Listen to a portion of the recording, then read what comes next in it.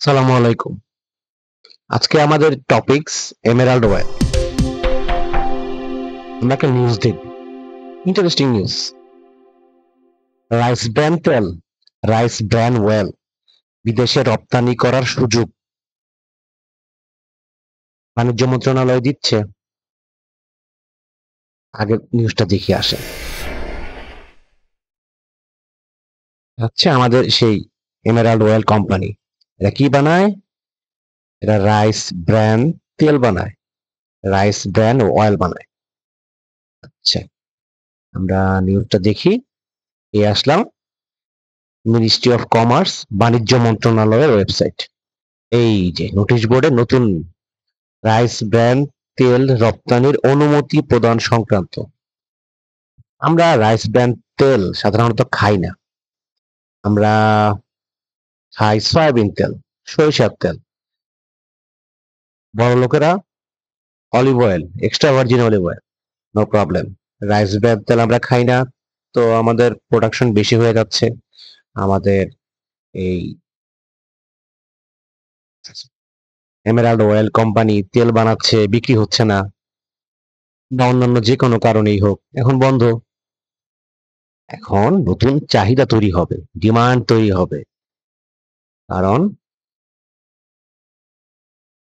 বিদেশে রপ্তানি করতে গেলে দেশে প্রোডাকশন হওয়া লাগবে। অনেকে প্রোডাকশন করতেছে।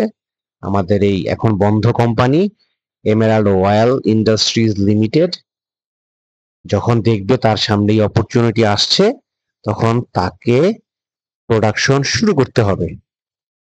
আচ্ছা আচ্ছা, আমরা কোম্পানিটা দেখি। কোম্পানির ডিরেক্টর কারা, বোর্ড অফ ডিরেক্টরে কারা আছে। এটা লোড হতে থাক। এই যে বাণিজ্য মন্ত্রণালয়ের মাধ্যমে যে রপ্তানি বৃদ্ধির যে সুযোগটা আসলো, এই সুযোগের ফলে যে চাহিদা তৈরি হবে, এখন এই যে রাইস ব্র্যান তেল রপ্তানির অনুমতি। আচ্ছা, আমাদের এখন দরকার আমার এমেরাল্ড অয়েল। এখানে কারা আছে? বোর্ডে আফজাল সাহেব আছেন, এমডি, ইন্ডিপেন্ডেন্ট ডিরেক্টর এনারা আছেন। মুরাকামি কাজুইউকি, জাপানি, উনি মিনরির একজন করা। মেজর খালেদ সাইফুল্লাহ আছেন, আর্মি পার্সন আছেন। এফসিএ করা লোকজন আছেন ইন্ডিপেন্ডেন্ট ডিরেক্টর হিসেবে। আচ্ছা, ডিরেক্টর হিসেবে উনি আছেন মিনরির নমিনেটেড। আরেকজন জাপানি আছে, মিয়া মানামি, মিসেস। আর দুইজন মুরাদ রুবেল, দুজন আছেন মিনরির নমিনেটেড ডিরেক্টর। এই কোম্পানি বন্ধ থাকা কি উচিত? আচ্ছা, আমরা লঙ্কা বাংলা পোর্টালে যাই। এখানে গিয়ে সার্চ করবো এমেরাল্ড ওয়েল, এম, চলে আসছে। এই যে আমাদের এমেরাল্ড ওয়েল, দেখি এটা কি অবস্থা। এটা সর্বশেষ কি আগে নিউজ সেকশনে যাই, নিচে আমরা ফিনান্সিয়াল স্টেটমেন্ট দেখতেছি। 23 সাল পর্যন্ত দেওয়া আছে, তার মানে 24 সালের ডিভিডেন্ড এখনো বাকি আছে। 24 সাল পার হয়ে গেছে। বেসিক ব্যাংকের সঙ্গে একটা ঝামেলা চলতেছে অর্থ ঋণ আদালতে, ঋণ টিন সংক্রান্ত। এছাড়া মেজর সাহেবকে কোম্পানির এক চেয়ারম্যান হিসেবে নিয়োগ দেওয়া হয়েছে। আচ্ছা, মেজর খালেদ সাইফুল্লাহ, আচ্ছা ঠিক আছে। তাহলে উনি কে? উনি নমিনেটেড, উনি অনেক পার্সন। এছাড়া উনি ইস্ট ওয়েস্ট ইউনিভার্সিটিতে পড়ান, ড্যাফোডিল ইন্টারন্যাশনাল ইউনিভার্সিটিতে পড়ান, ইউল্যাব ইউনিভার্সিটি অফ লিবারেল আর্টসে পড়ান, এইচআরএম এর উপরে পড়ান, ব্যাংকিং কোম্পানিতে পড়াইছেন, লাইফ ইন্স্যুরেন্সে কাজ করছেন, লিজে কাজ করছেন। উনি এখন চেয়ারম্যান, একজন আর্মি পার্সন চেয়ারম্যান, এবং দুইজন জাপানিজ কিছু এফসিএ করা লোকজন এইটার বোর্ডে আছে। আচ্ছা, আফজাল সাহেব আছেন, একজন ডাইনামিক লোক বলতে হবে, যেহেতু উনি ইনভেস্ট করছেন। আচ্ছা, এখন এটার ইপিএস টিপিএস এর খবর কি? এই যে ইপিএস লঙ্কা বাংলার ওয়েবসাইটে ইপিএস কমছে, সমস্যা নাই। যে প্রোডাক্ট করতেছেন, ন্যাভ নেগেটিভে আছে। ডিভিডেন্ড 23 সাল পর্যন্ত দিয়েছে, সর্বশেষ দিয়েছিল কত পার্সেন্ট? ইন্টারিম সহ 1:5 এভাবে দিয়েছিলেন ক্যাশ। আচ্ছা, ডাটা সেটটা দেখলে আরো ক্লিয়ার হবে। 23 সালে 10% ক্যাশ ডিভিডেন্ড দিয়েছিল সর্বশেষ। হুম, কত পুরনো কোম্পানি? এই তো 18 সালে আসছে, 18, 19, 20, 21, 22 থেকে 23 পর্যন্ত ডেটা আছে। আর 31 মার্চ 24-এ Q2 সর্বোচ্চ লস দেওয়ার, Q3 বাকি, এবং 24-এর অ্যানুয়াল বার্ষিক যে ঘোষণা সেটা বাকি আছে। আচ্ছা, ঠিক আছে, এই হচ্ছে অবস্থা। এখন কোম্পানি জেড এ আছে, অথরাইজ 1000, পেইড আপ অথরাইজ 100 কোটি, আর পেইড আপ হচ্ছে 91 কোটি। 3 কোটির উপরে আছে। এই হচ্ছে ওয়েবসাইট স্পন্দন মিল। কোম্পানি কি করে? কোম্পানি রাইস ব্র্যান ওয়েল বানায়, বিভিন্ন লোকাল রাইস মিল থেকে রাইস ব্র্যান নেয়, নিয়ে রাইস ব্র্যান ওয়েল বানায়। ঠিক আছে, এর কিছু বাই প্রোডাক্ট হয়। আচ্ছা, কোম্পানির কোনো অস্তিত্ব আছে কিনা গুগল ম্যাপে গিয়ে সার্চ করে দেখি। এই যে গুগল ম্যাপে আসলাম। আচ্ছা, আমরা এখন সার্চ করবো। আমরা এখানে দেখবো যে ঢাকা স্টক এক্সচেঞ্জ থেকে এমেরাল্ড অয়েল পর্যন্ত যাইতে চুলে অস্তিত্ব পাওয়া যায় কি? অনেক। এই যে আমরা ঢাকা স্টক এক্সচেঞ্জে আছি, এটা হচ্ছে আপনার কোথায়, এই যে এয়ারপোর্টের পরে নিকুঞ্জ নামের একটা জায়গা আছে, সেইখানে। এইখান থেকে আমরা যাত্রা শুরু করলাম, দেখি কই যায়। এখান থেকে যেতে যেতে কুর্মিটোলা পার হইলাম, টঙ্গী, টঙ্গী, তারপরে যাব হচ্ছে যেতে যেতে যেতে যেতে বোট বাজার, গাজীপুর,